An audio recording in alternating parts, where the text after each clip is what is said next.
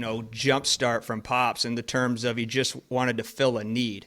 Right. So you didn't essentially get to now where you kind of expand out to all these areas. The initial need, what is that of the family culture? What is that if you look at your guys' family as an internal circle, what is that? Obviously sustained that over the last couple decades now. What is that? What peels into people to think of things like that and then kind of pass it down towards the family?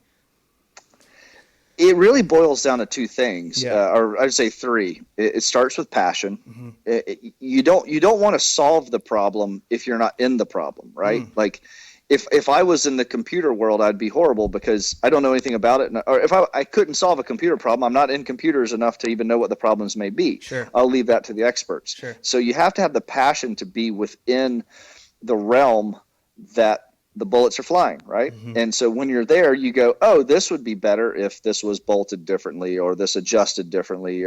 So that has to start. From there drives innovation. Mm-hmm. So that's, like they say, innovation, necessity is the mother of invention, right? So there has to be the necessity, that's the passion, the mother of invention being that innovation side. And then the last part of it has to be intentionality, being intentional. So you can't just change something just for the heck of changing it. There has to be an intentional desired result that's based upon what you're trying to change. So those three things have been honed over the years, but really whether it's 40 years ago or right now, those three have always been there. That's awesome. So when people ask, like, we're into the outdoors world or the strength world, of course, it's only because those have been our passions. Right. And so I've invented, and my dad's invented a lot of things that have worked within the outdoors or hunting world, only because that's what we're doing on our free time. And it's wet, it's cold, it's all this other things out there. And so if you're a little bit, have some ingenuity and you realize, you hear a lot of people say, just embrace the suck. Well, I'd prefer not to. I'd prefer to endure the suck if I have to. But my job as a human with a working brain that could solve problems is to change the suck. Yeah. And that's always just been kind of massaging to the brain for both Pops and I and a lot of the folks in our world is how do you solve that problem? And that becomes the art form in itself.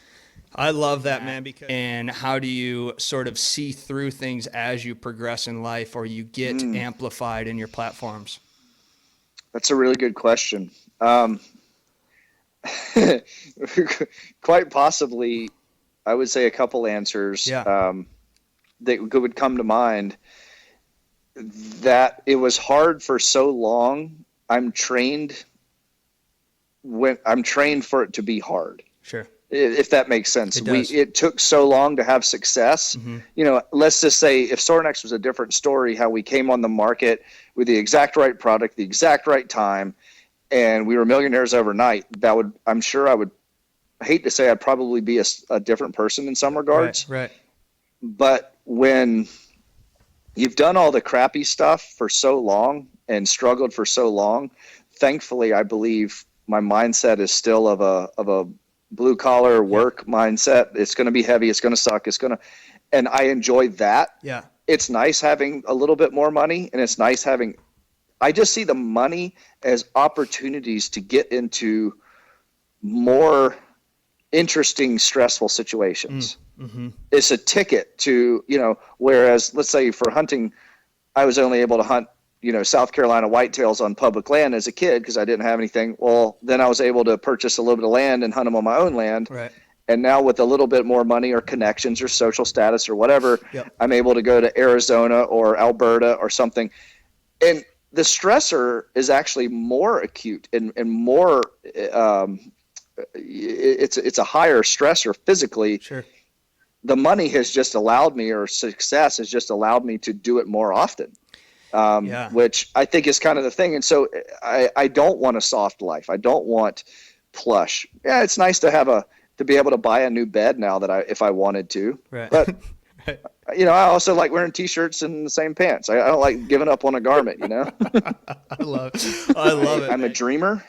And so I buy into my dreams pretty quickly and easily, and I'll put up with a lot and to get that dream and to get that experience. and I'm somewhat delusional enough to think that it's going to happen. As crazy as it is, like another story. So, I'm a big hunter, whatever, hunted my entire life since I was a little kid.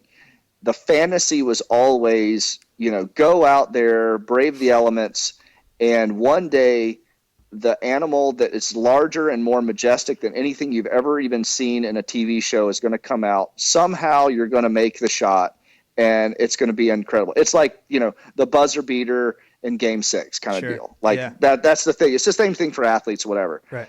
Well, I was able to do it in sports. On my last throw of my SEC championship, I broke the SEC record as a walk-on coming in. That's awesome. My last throw of my college career, and then a few years, that was addictive. But what that taught me was, it's possible. Mm-hmm.